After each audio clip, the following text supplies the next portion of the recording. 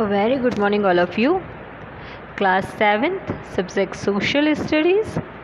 And we started a new chapter. हमने एक chapter start कर लिया था. न्यू चैप्टर था वो रोल ऑफ द जेंडर.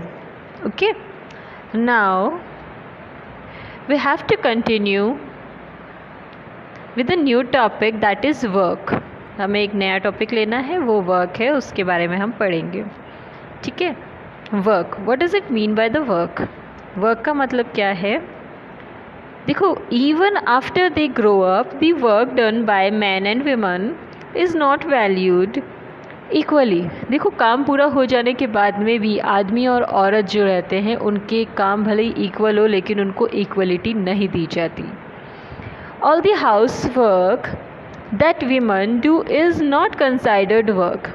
जो हाउस होल्डिंग वर्क करते हैं ना, जो लेडीज़ वर्क करती है घर में, आपके भी घर में बड़ी बहन या ममा खाना वगैरह बनाते होंगे, आपके कपड़े धोते होंगे, जो लुक आफ्टर है वो करते होंगे घर की, खुद की, आपकी, तो उसको काउंट नहीं किया जाता. कभी काउंट नहीं किया जाता कि आपने कुछ काम किया है ना. ये चीज़ क्या है? गलत है ये. In other words the work that woman do is invisible. और वो तो ऐसे वर्क मतलब ये वर्ड्स ऐसे होते हैं कि तुमने कोई काम थोड़ी ना किया. अरे तो काम नहीं किया तो क्या ये अपने आप हो गया? क्या जादू से हो गया क्या? काम तो होता है ना, कुछ भी हो, काम काम होता है. अगर वो लेडी है, अगर वो हाउस होल्डिंग या होम मेकर है, होम मेकर वर्ड ज़्यादा अच्छा रहता है, हाउस वाइफ नहीं बोलना चाहिए. अगर वो हाउस होल्डिंग वर्क कर रही है, घर के काम कर रही है, तो वो कोई इनविजिबल पावर आके तो करेगी नहीं ना. तो वो क्यों डिसअपियर रखना, या उसको क्यों आप नेगलेक्ट कर देते हो, इग्नोर कर देते हो? ऐसा नहीं होना चाहिए. This society assumes that women are naturally inclined and suited to work in the house. अब सोसाइटी यानी कि हमारे यहाँ जो आसपास लोग हैं, जो सोसाइटीज़ हैं, उन लोगों की ये सोच बन गई है कि औरत जो होती है ना, लेडीज़, वो आई ही दुनिया में इसलिए है ताकि वो सिर्फ घर के काम करेगी. ये उनका नेचर है, ये उनकी रिस्पॉन्सिबिलिटी है. But that is not true. ये कोई सच थोड़ी ना है. कहीं अगर कोई लड़की पैदा होती है, ठीक है, अर्थ पे आती है, तो कोई उसको लिख के थोड़ी ना देता है, उसके साथ कोई एक फॉर्मेट थोड़ी आता है, एक फॉर्म आता है क्या? कभी भी कुछ नोट्स वगैरह आते हैं उसके साथ में कि उसने कोई एग्रीमेंट किया हुआ है, yes she has to do the only house holding work, she has to be house maker या होम मेकर, उसको बनना पड़ेगा. ऐसा कुछ होता है क्या? नहीं होता है.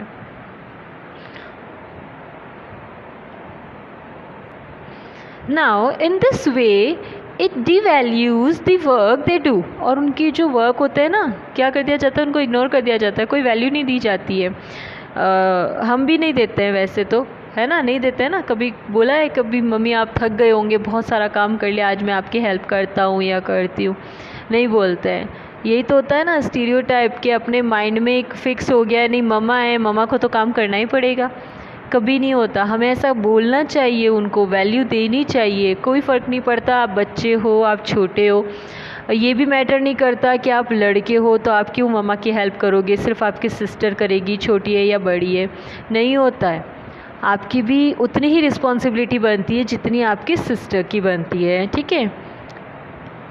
Now women are not encourage to work and even if they are allowed to they are often paid less than man. और घर पे इतना काम करते हैं तो उनको कोई सैलरी मिलती है क्या? नहीं मिलती है. पापा को तो मिलती है, पापा बाहर जाते हैं, भैया बाहर जाते हैं, जॉब करते हैं, तो उनको तो सैलरी मिलता है. मम्मा को मिलता है क्या? नहीं मिलता. ये आप माइंड में मत लेके आना, हाँ मम्मा को मिलता है क्योंकि पापा मम्मा को ला के देते हैं. तो मम्मा वो सारा पैसा जो होता है ना, वो घर पे ही खर्च करते हैं. घर के ही सारे एक्सपेंसेस निकालने होते हैं उनको उनके वर्क किए हुए की सैलरी नहीं मिलती है. इवन हम उन्हें सैलरी पे कर सकते हैं. कैसे करेंगे? वैसे तो आप कुछ भी कर लो, इतना पेमेंट आप नहीं उनको कर सकते जितना वो हमारे लिए करते हैं. उसको हम पेमेंट नहीं दे सकते, हम उनको पैसों में नहीं आप कंपेयर कर सकते हो. बट फिर भी हम कुछ कर सकते हैं. पता है क्या? जो छोटी छोटी हेल्प होती है ना मम्मा की, कर सकते हैं हम लोग. आप लड़का हो, आप लड़की हो, कोई फ़र्क नहीं पड़ता. मम्मा को बोलो मम्मा आज मुझे आपकी हेल्प करनी है. थोड़ी बहुत जो भी काम है उन सब में आप कहीं ना कहीं हेल्प कर सकते हो. ठीक है. तो इससे क्या होगा, और उनका जो वर्क रहता है उसकी तारीफ़ भी करनी चाहिए, उनको अप्रिशिएट करना चाहिए। अरे ममा आज आपने खाना बहुत टेस्टी बनाया है, तो उनको भी खुशी होती है। ममा आज घर बहुत ज़्यादा अच्छा लग रहा है, आपने कितना क्लीन किया है, बहुत अच्छा लग रहा है आज, मतलब आपकी जो चॉइस है वो बहुत अच्छी है। अगर वो कुछ नया लेकर आती हैं घर के लिए, जैसे कर्टन्स लेकर आ गई, बेडशीट्स लेकर आ गई, तो आप उसको इनक्रेज करो, आप उनको तारीफ़ करो, उनको अप्रिशिएट करो, अरे ममा आपकी चॉइस बहुत अच्छी है। इससे देखना उनको खुशी मिलेगी। जस्ट ट्राई इट वंस, आप एक बार ट्राई ज़रूर करना, ममा को बहुत अच्छा लगेगा। इवन आप इवनिंग में अगर बोलोगे तो पूरे दिन की जो ममा की थकान रहती है ना, वो सारी टायर्डनेस चली जाएगी। ठीक है। Most of the domestic workers in India are women. Domestic worker हो जाती है लेडीज़, ये डोमेस्टिक वर्कर ही तो हुआ। You can call it this is the mama's work. आप इसको नहीं बोल सकते हो कि ये मम्मी का वर्क है, आपकी मम्मी करेंगे, ऐसा नहीं बोल सकते हो, है ना। एक तो डोमेस्टिक वर्कर हो गया। एक लेडी अगर सिर्फ घर में काम कर रही है तो वो तो डोमेस्टिक वर्कर हो गई, without salary. She is doing this work without salary, she is not getting anything revenge of this. वो कुछ हासिल नहीं करती है इन सब के चक्कर में। अगर वो ये सब कर रही हैं तो क्या सैलरी मिलती है, क्या उनको पेमेंट मिलता है, क्या नहीं मिलता है।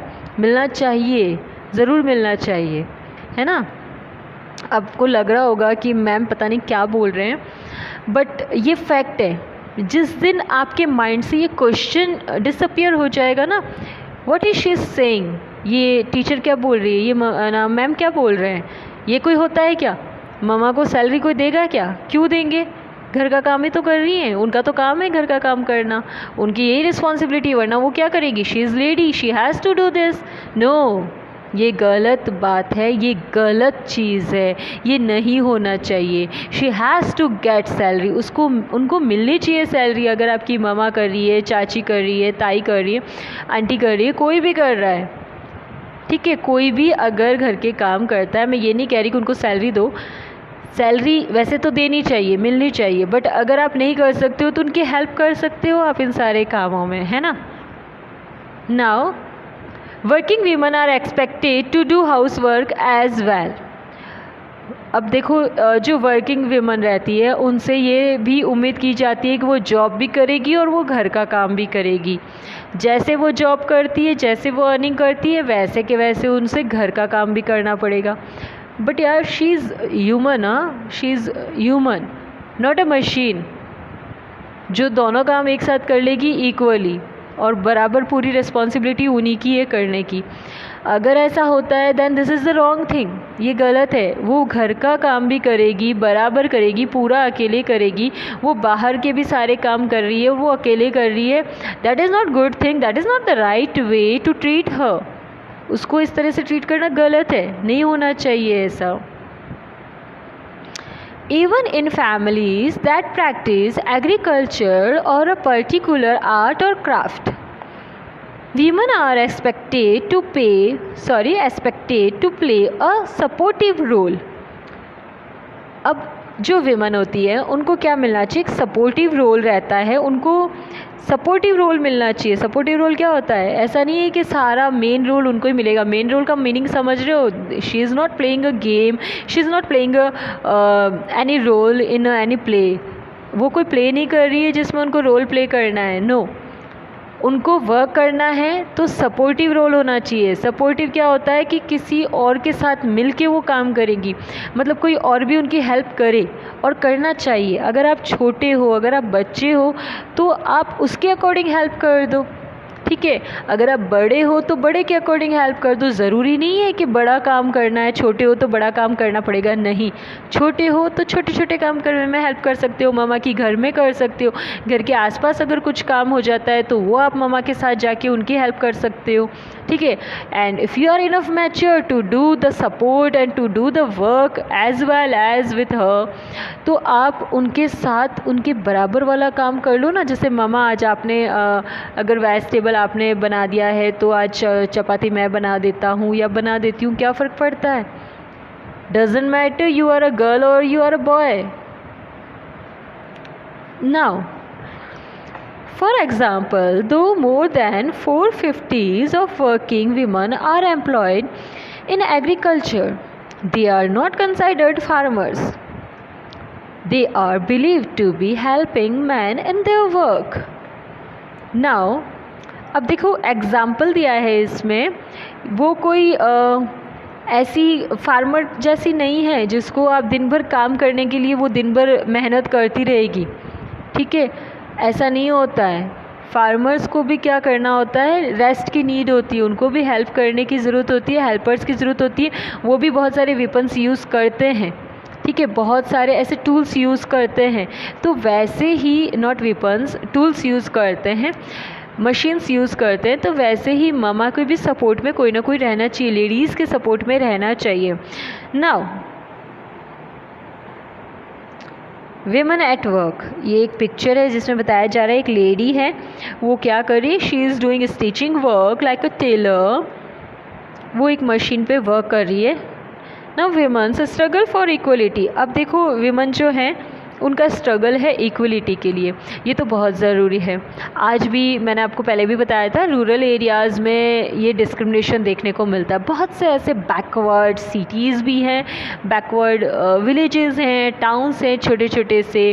राजस्थान में तो बहुत ज़्यादा है ऐसे तो, है ना, जहाँ पे क्या किया जाता है, डिस्क्रिमिनेशन होता है आज भी गर्ल्स में। यू वॉन्ट बिलीव, एक डिस्क्रिमिनेशन का टाइप ये भी होता है, she is a daughter and she is a daughter in law, both are different, they don't have equal rights to survive their life. उनके पास में उनकी लाइफ को जीने के बराबर हक नहीं है, ये भी होता है। ये तो गलत है ना। देखो गर्ल्स में भी डिस्क्रिमिनेशन कर दिया, एक बेटी है एक बहू है, इन दोनों में भी डिस्क्रिमिनेशन है, ये नहीं होना चाहिए। आप जैसे अपनी डॉटर को ट्रीट करते हो, just treat as well as your daughter in law too, है ना। जैसा आप अपनी बेटी को ट्रीट करते हो वैसे अपनी बहू को भी ट्रीट करो। कोई गलत है क्या? कुछ हो जाएगा क्या? कुछ ऐसा हो जाएगा कि स्टॉर्म आ गया, तूफान आ जाएगा, दिस इज़ लाइक अर्थक्वेक आ जाएगा, सब कुछ ख़त्म हो जाएगा, फिनिश हो जाएगा, everything will be finished? No, कुछ नहीं होगा। You are just increasing, you are just raising your mind, your ideology and your thought level. आप क्या कर रहे हो? आप रेज कर रहे हो, अपनी सोच को बढ़ा रहे हो। You are just becoming radicals, just liberal. और बनना चाहिए। नए आइडियाज़ को, न्यू टेक्नोलॉजीज़ को हम एक्सेप्ट करते हैं ना, नहीं करते हैं क्या? करते। पहले एक टाइम होता था, ये जो स्पीसीज़ होते हैं इन सबको क्या किया जाता है, स्पाइसेस को पीसने के लिए पहले क्या था, कूटा जाता था इनको, है ना। आपने सुना होगा, पढ़ा भी होगा बचपन में, ओ से ओखली, उसमें कूटा जाता था, उस कूटनी में, राइट। अब क्या होता है, अब जनरली हम क्या यूज़ करते हैं, मशीन्स यूज़ करते हैं, मिक्सर्स यूज़ करते हैं, है ना। मिक्सर होता है ना, मिक्सी यूज़ करते हैं ना घर में। जब आप अपने टेक्नोलॉजीज़ को अडॉप्ट कर रहे हो, न्यू टेक्नोलॉजीज़ को अडॉप्ट कर रहे हो, तो फिर आप न्यू थॉट्स को क्यों नहीं अडॉप्ट करते? करना चाहिए ना। जो लोग नहीं करते दे आर बैकवर्ड। अगर वो लिटरेट भी हैं, अगर वो पढ़े लिखे भी हैं, तो भी उनको हम इलिटरेट ही मानेंगे, अनपढ़ ही मानेंगे। जैसा एक गांव के पर्सन को ट्रीट किया जाता है, बोला जाता है तो गंवार है, इसको कुछ नहीं आता। तो बिल्कुल बड़ी बड़ी सिटीज़ में भी अगर ऐसे लोग रह रहे हैं जो ट्रीट करते हैं लोगों को, या अपनी डॉटर इन लॉ को, या अपनी डॉटर को इतना ज़्यादा चीप समझ के, या इतना चीप लेवल पे उनको ट्रीट करते हैं, दे आर ऑल्सो इलिटरेट। वो भी अनपढ़ और गंवार ही हैं, बैकवर्ड ही हैं, पिछड़े हुए हैं, वो आज भी पीछे हैं। आप ये बोल के बैकवर्ड नहीं जा सकते या बैकफुट नहीं कर सकते, आप बैकआउट नहीं ले सकते। अरे हम तो गांव वाले हैं, हम तो गांव में रहते हैं, हमारे गांव के ये रीति रिवाज है। किसने बनाए रीति रिवाज? गॉड ने आके तो नहीं बोला। तो ये कुछ चेंजेस हैं जो हमें करने की ज़रूरत है। Okay, now come to the point. They could not inherit property and were not allowed to work for a living. उनको प्रॉपर्टी में हक नहीं दिया जाता, just because of the women, they are females. What's the need? क्या ज़रूरत है उनको प्रॉपर्टी की? उनको प्रॉपर्टी में राइट नहीं दिया जाता। बट मैं आपको बता देती हूँ, इंडियन कॉन्स्टिट्यूशन के according women have also right in to property, specially inherit property. They have right to get their property, they have right to get their part. उनको अपना हक लेने का अधिकार है, उनको अपना हिस्सा लेने का प्रॉपर्टी में, चाहे वो प्रॉपर्टी उसके फादर की है, उसके फादर इन लॉ की है, उसके हस्बैंड की है। उसके पास पूरा हक है कि वो अपनी प्रॉपर्टी ले सकती है। ये इंडियन कॉन्स्टिट्यूशन में डिस्क्राइब्ड है। तो आप ये चीज़ें कब पता नहीं होती है, पता है, जब आप एजुकेटेड नहीं होते हो तब आपको पता नहीं होती है, और इसी चीज़ का फ़ायदा दूसरे लोग उठाते हैं। इसीलिए ज़रूरी है हमें एक रिनेसेंस लाने का अपने समाज में। In the 19th century the focus of the society shifted to the education. अब 19th सेंचुरी में फ़ोकस हो गया एजुकेशन पे। आज ज़्यादातर लोग जो हैं वो इसी चीज़ पे प्रेशर डालते हैं, स्पेशली गर्ल्स एजुकेशन होनी चाहिए। गवर्नमेंट ने इसके लिए बहुत सारे अरेंजमेंट कर रखे हैं, फ्री एजुकेशन भी प्रोवाइड करवा रहा है government, right. Many schools came up across the country and many families began sending their children to school. अब देखो, बहुत से लोग हैं जो क्या कर रहे हैं, अपने बच्चों को स्कूल भेजते हैं। क्यों भेजते हैं? पहले एक्चुअली क्या होता था, देखो, उनको एक्सक्यूज़ेस देखना, रीज़न्स देखना, ठीक है। वो अपने बच्चों को स्कूल इसलिए नहीं भेजते थे क्योंकि फ़ीस बहुत ज़्यादा थी, तो गवर्नमेंट ने फ्री एजुकेशन कर दिया अपनी गवर्नमेंट स्कूल्स में। फिर होता था कि वर्कलोड, मतलब बुक्स वगैरह जो हैं ये ज़्यादा हो जाती थी, इनके चार्जेस लगते थे और उनके पास इतना नहीं होता था पेमेंट देने को, तो गवर्नमेंट ने क्या कर दिया, फ्री बुक्स प्रोवाइड करवा दी। सेकेंडरी थिंग, स्कूल्स बहुत दूर होती है, गर्ल्स को नहीं भेज सकते, तो गवर्नमेंट ने क्या किया पता है, उनको कन्वेंस प्रोवाइड करवाना शुरू कर दिया। स्कूटी, जो टू व्हीलर होते हैं वो प्रोवाइड करवाने शुरू कर दिए, साइकिल प्रोवाइड करवानी शुरू कर दी। 8 तक तो होती है, राजस्थान में तो है ये स्पेशली। 8 तक क्या होता है, हम RBSE से रिलेटेड जो हमारे टॉपिक्स हैं उनकी बात कर रहे हैं।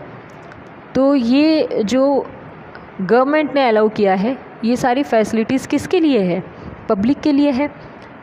तो इतने सारी फैसिलिटीज़ हो गई है, दैट्स वाई बहुत सारी फैमिलीज़ हैं जो अपने बच्चों को क्या करती है, स्कूल भेज रही हैं। Girls were still not allowed to go to school, although some were allowed to study at home. बहुत सारी गर्ल्स को स्कूल नहीं भेजा जाता, उन्हें बोला जाता है घर पे बैठ के पढ़ो। क्यों पढ़े घर पे बैठ कर?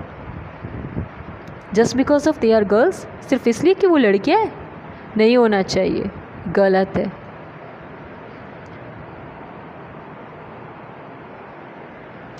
At that time, there were many men and even women who encouraged education of girls. बहुत सारे लोग ऐसे भी हैं समाज में, सोसाइटी में, कम्युनिटीज़ में, बहुत सारी कम्युनिटीज़ में हैं जो गर्ल्स एजुकेशन को क्या करते हैं, इनकरेज करते हैं। मैंने आपको बता भी दिया था इनकरेज कैसे करते हैं, ऐसे बहुत सारी फैसिलिटीज़ प्रोवाइड करवा के। आपको पता है स्कॉलरशिप भी प्रोवाइड करवाई जाती है। If you are getting good marks in some senior classes, specially in board classes, then you will get a scholarship, you will get enough money as a prize. You are just winning that. आप उसे जीत रहे हो, आप उसे हासिल कर रहे हो। Now, some even joined the movement for girls education and opened schools for girls that they could study and raise their status in society. बहुत सारे स्कूल्स जो है ना, पहले ये भी था रेशियो की वजह से। रेशियो क्या मतलब, जो जेंडर डिस्क्रिमिनेशन होता है, सेक्स डिस्क्रिमिनेशन की वजह से मना कर दिया जाता था, गर्ल्स को नहीं भेजा जाएगा क्योंकि बॉयज़ होते हैं स्कूल में। तो गर्ल्स एजुकेशन अलग कर दिया है, गर्ल्स स्कूल बना दी गई है, वहाँ पे भेजो बच्चों को, सिर्फ गर्ल्स ही तो होंगी। There is nothing is wrong, कोई गलत नहीं है। अगर आप कोएड में नहीं डालना चाहते हो अपने बच्चे को, अपनी गर्ल को, तो आप गर्ल्स स्कूल में आप उसे पढ़ा सकते हो। ऐसी भी बहुत सारी फैसिलिटीज़ करवाई हुई है। So now it's enough for today. We will continue this topic in the next video. Till then, take care of yourself and watch this video again and again to make understand this chapter. If you have any kind of doubt, you can ask to me. Thank you for the watching. We will continue this topic and chapter in the next video. Till then, take care of yourself. Thank you for the watching again.